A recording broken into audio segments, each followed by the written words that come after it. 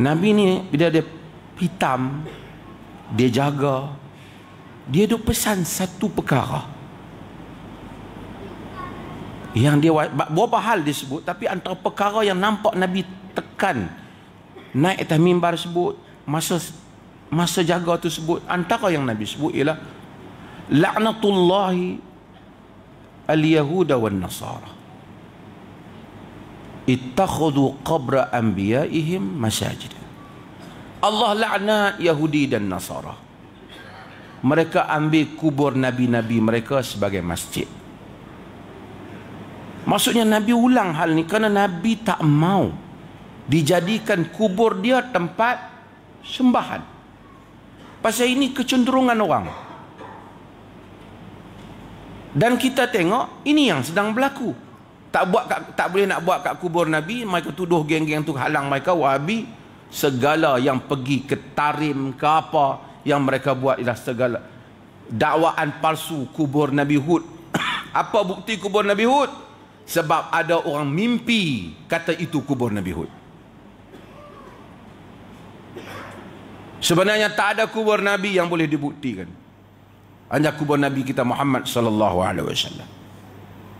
Dan Nabi sebut tentang satunya ialah tentang Daniel. Itu pun telah tak dari pada zaman Umar membuka Mesir.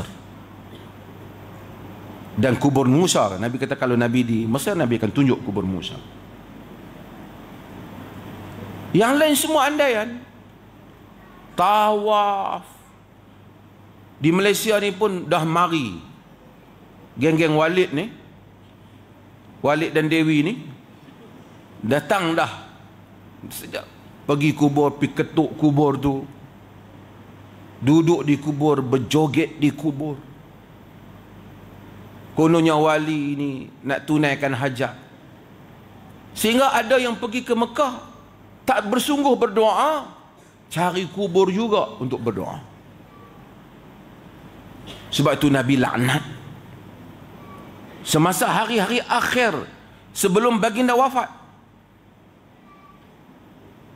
kerana baginda tahu ini akan menyebabkan berlakunya kerosakan akidah.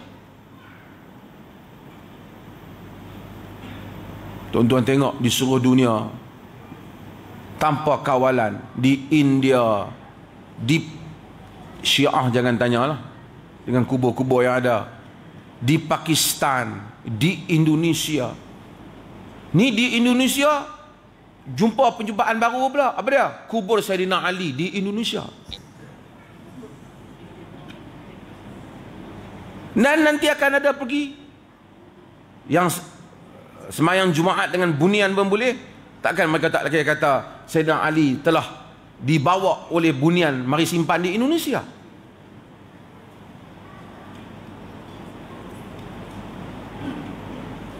Ini adalah peristiwa yang sedikit saya nak sentuh tentang kewafatan Nabi sallallahu alaihi wasallam.